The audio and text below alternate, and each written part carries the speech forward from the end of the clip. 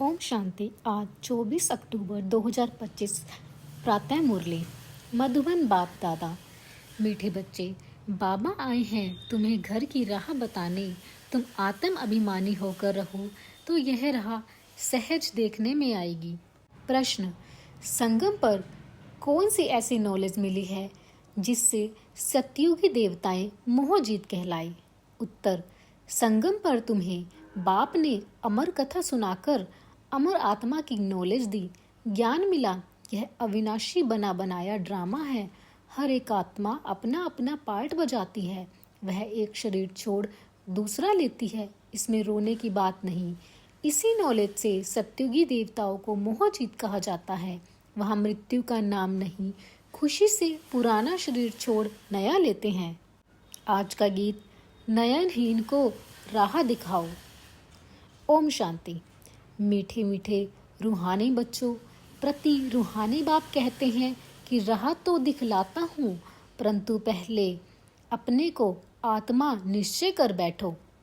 देहे अभिमानी होकर बैठो तो फिर तुमको राह बहुत सहज देखने आएगी। भक्ति मार्ग में आधा कल्प ठोकरें खाई हैं। भक्ति मार्ग की अथाह सामग्री है। अब बाप ने समझाया है, बेहद का बाप एक ही है। बाप कहते हैं तुमको रास्ता बता रहा हूँ।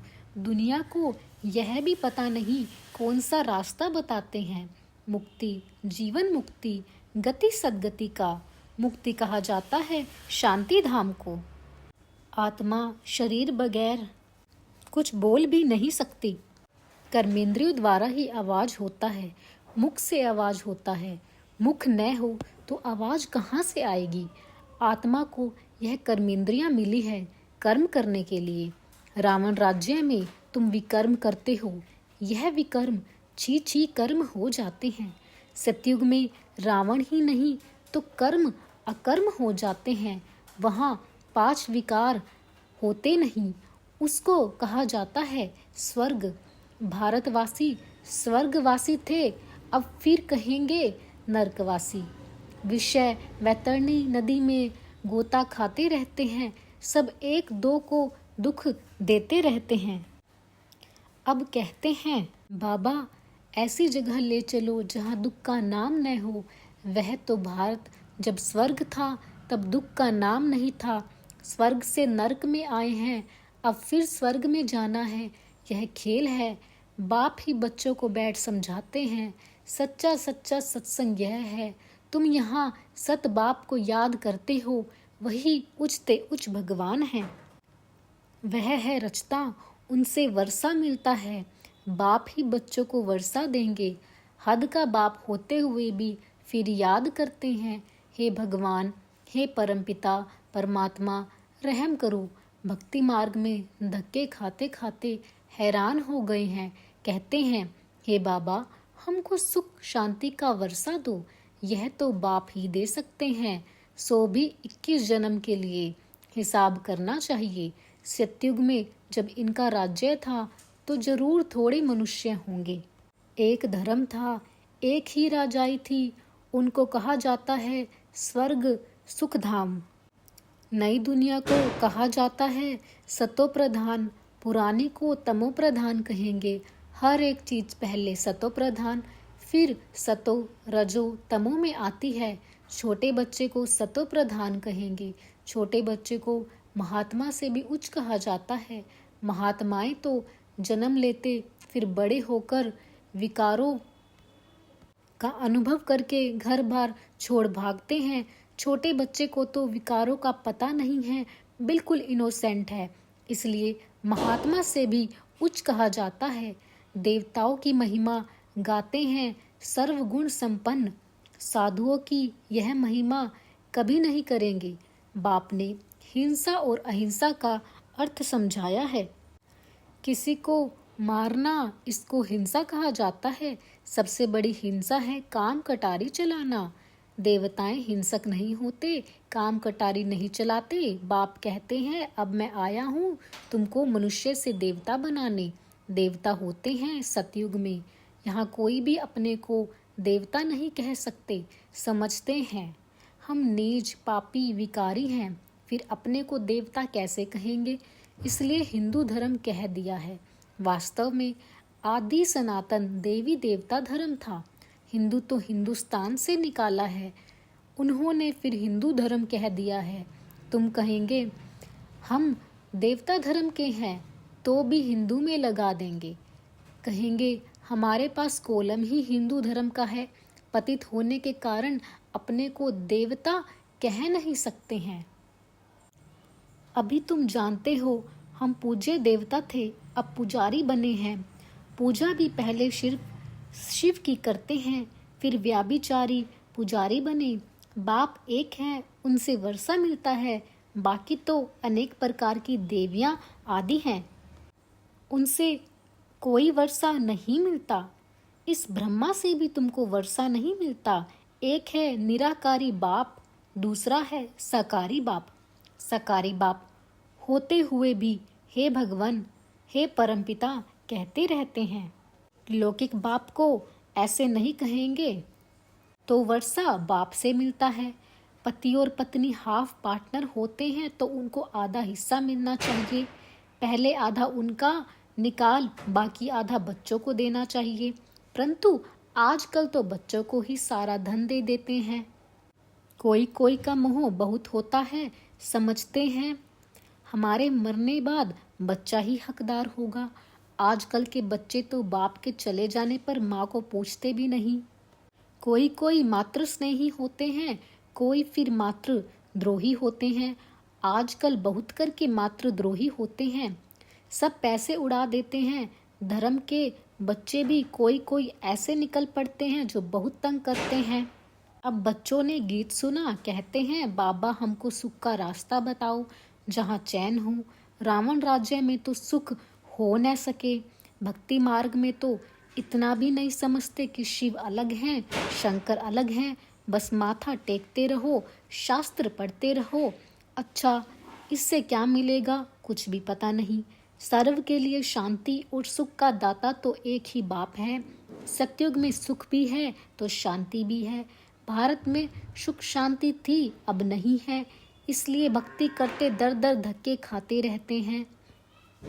अभी तुम जानते हो शांति धाम सुख धाम में ले जाने वाला एक ही बाप है।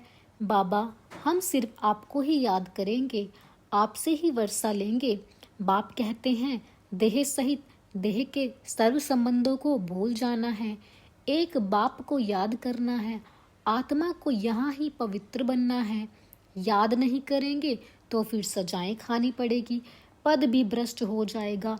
इसलिए बाप कहते हैं याद की मेहनत करो। आत्माओं को समझाते हैं और कोई भी सत्संग आदि ऐसा नहीं होगा जहाँ ऐसे कहें हे रूहानी बच्चों, यह है रूहानी ज्ञान जो रूहानी बाप से ही बच्चों को मिलता है। रूह अर्थात निराकार, शिव भी निराकार है ना।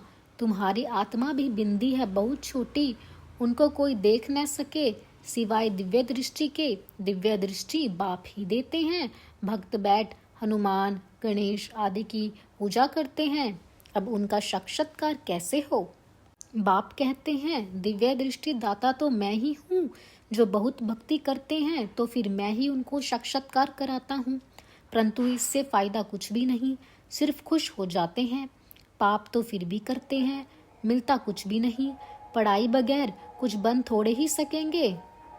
देवताएं सर्वगुण संपन्न हैं, तुम भी ऐसे बनो ना। बाकी तो वह है सब भक्ति मार्ग का साक्षात्कार। सचमुच श्री कृष्ण से झूलो, स्वर्ग में उनके साथ रहो, वह तो पढ़ाई पर है। जितना श्रीमत पर चलेंगे उतना उच्च पद पाएंगे। श्रीमत भगवान की गाई हुई है, श्री कृष्ण की श्रीमत नहीं कहेंगे।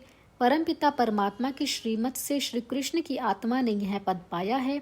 तुम्हारी आत्मा भी देवता धर्म में थी, अर्थात श्री कृष्ण के घराने में थी। भारतवासियों को यह पता नहीं है कि राधे कृष्ण आपस में क्या लगते थे, दोनों की अलग अलग राजाई के थे। फिर स्वयंवर बाद लक्ष्मी नारायण बनते हैं। यह सब बातें बाप ही आकर समझाते हैं। अब तुम पढ़ते ही हो स्वर्ग का प्रिंस प्रिंसेस बनने के लिए। प्रिंस प्रिंसेस का जब स्वयंवर होता है तब फिर नाम बदलता है। बाप बच्चों को ऐसा देवता बनाते हैं। अगर बाप के श्रीमत पर चलेंगे तो तुम तो मुख वंशावली, वह है कुख वंशावली। वह ब्राह्मण लोग हथियाला बांधते हैं कामचिता पर बिठाने का। अभी तुम सच्ची सच्ची ब्राह्मणियां कामचिता से उतार ज्ञान चिता पर बिठाने वाले हथियाला बांधते हो तो वह छोड़ना पड़े। यहाँ के बच्चे तो लड़ते झगड़ते पैसा भी सारा बर्बाद करते हैं। आजकल दुनिया में बहुत गंदा है, सबसे गंदी बीमारी है बाइस्कोप। अच्छे बच्चे भी बाइस्कोप के में जाने से खराब हो पड़ते हैं, इसलिए बीके को बाइस्कोप में जाना मना है। हाँ, जो मजबूत है उनको बाबा कहते हैं, वहाँ भी तुम सर्विस करो, उनको समझाओ। यह तो है हद का बाइस्कोप, एक बेहद का बाइस्कोप भी है। बेहद के बाइस्कोप से ही फिर यह हद के झूठे बाइस्कोप निकले हैं। अभी तुम बच्चों को बाप ने समझाया है मूल वतन जहाँ सभी आत्माएं रहती हैं, फिर बीच में सूक्ष्म वतन, यह है साकार वतन। खेल सारा यहाँ चलता है, यह चक्र फिरता ही रहता है। तुम ब्राह्मण बच्चों को ही सर्वदर्शन चक्रधारी बनना है, देवताओं को नहीं। परंतु ब्राह्मणों को यह अलंकार नहीं देते हैं क्योंकि पुरुषार्थी हैं। आज अच्छे चल रहे हैं, कल गिर पड़ते हैं, इसलिए देवताओं को दे देते हैं। श्री कृष्ण के लिए दिखाते हैं सुदर्शन चक्र से अकासुर बकासुर आदि को मारा। अब उनको तो अहिंसा परमो धर्म कहा जाता है, फिर हिंसा कैसे करेंगे? यह सब है भक्ति मार्ग की सामग्री। जहाँ जाओ शिव का लिंग ही होगा, सिर्फ नाम कितने अलग अलग रख दिए हैं। मिट्टी की देवियां कितनी बनाते हैं, श्रृंगार करते हैं, हजारों रुपया खर्च करते हैं उत्पत्ति की, फिर पूजा करेंगे, पालना कर, फिर जाय डुबोते हैं, कितना खर्चा करते हैं। गुड़ियों की पूजा में मिला तो कुछ भी नहीं। बाप समझाते हैं यह सब पैसे बर्बाद करने की भक्ति है। सीढ़ी उतरते ही आए हैं, बाप आते हैं तो सबकी चढ़ती कला होती है, सबको शांति धाम सुख धाम में ले जाते हैं। पैसे बर्बाद करने की बात नहीं, फिर भक्ति मार्ग में तुम पैसे बर्बाद करते करते इंसोल्वेंट बन गए हो। इंसोल्वेंट बनने की कथा बाप बैठ समझाते हैं। तुम इन लक्ष्मी नारायण की डायनेस्टी के थे ना, अब तुमको नर से नारायण बनने की शिक्षा बाप देते हैं। वो लोग तीसरी की कथा अमर कथा सुनाते हैं, है सब झूठ। तीसरी की कथा तो यह है जिससे आत्मा का ज्ञान का तीसरा नेत्र खुलता है, सारा चक्र बुद्धि में आ जाता है। तुमको ज्ञान का तीसरा नेत्र मिल रहा है, अमर कथा भी सुन रहे हो। अमर बाबा तुमको कथा सुना रहे हैं, अमरपुरी का मालिक बनाते हैं। वहाँ तुम कभी मृत्यु को नहीं पाते। यहाँ तो कालों का मनुष्यों को कितना डर रहता है, वहाँ डरने की रोने की बात नहीं। खुशी से पुराना शरीर छोड़ नया लेते हैं। यहाँ कितना मनुष्य रोते हैं, यह है ही रोने की दुनिया। बाप कहते हैं यह तो बना बनाया ड्रामा है, हर एक अपना अपना पार्ट बजाते रहते हैं। यह देवताएं मोहजित है ना। यहाँ तो दुनिया में अनेक गुरु हैं जिनकी अनेक मतें मिलती हैं, हर एक की मत अपनी। एक संतोषी देवी भी है जिसकी पूजा होती है। अब संतोषी देवियां तो सतयुग में हो सकती हैं, यहाँ कैसे हो सकती हैं? सतयुग में देवताएं सदैव संतुष्ट होते हैं, यहाँ तो कुछ न कुछ आस बनी रहती है, वहाँ कोई आस नहीं होती। बाप सबको संतुष्ट कर देते हैं, तुम पद्मपति बन जाते हो। कोई अप्राप्त वस्तु नहीं रहती जिसकी प्राप्ति की चिंता हो, वहाँ चिंता होती ही नहीं। बाप कहते हैं सर्व का सद्गति दाता तो मैं ही हूँ। तुम बच्चों को 21 जन्म के लिए खुशी ही खुशी देते हैं, ऐसे बाप को याद भी करना चाहिए। याद से ही तुम्हारे पाप भस्म होंगे, तुम सतो प्रधान बन जाओगे। यह समझने की बात है। जितना औरों को जास्ती समझाएंगे उतनी प्रजा बनती जाएगी और उच्च पद पाएंगे। यह कोई साधु आदि की कथा नहीं है, भगवान बैठ इनके मुख द्वारा समझाते हैं। अभी तुम संतुष्ट देवी देवता बन रहे हो, अभी तुमको व्रत भी रखना चाहिए सदैव पवित्र बनने का, क्योंकि पावन दुनिया में जाना है तो पतित नहीं बनना है। बाप ने यह व्रत सिखाया है, मनुष्यों ने फिर अनेक प्रकार के व्रत बनाए हैं। अच्छा, मीठे मीठे से गिरदे बच्चों प्रति माता पिता बाप दादा का याद प्यार और गुड मॉर्निंग। रूहानी बाप की रूहानी बच्चों को नमस्ते।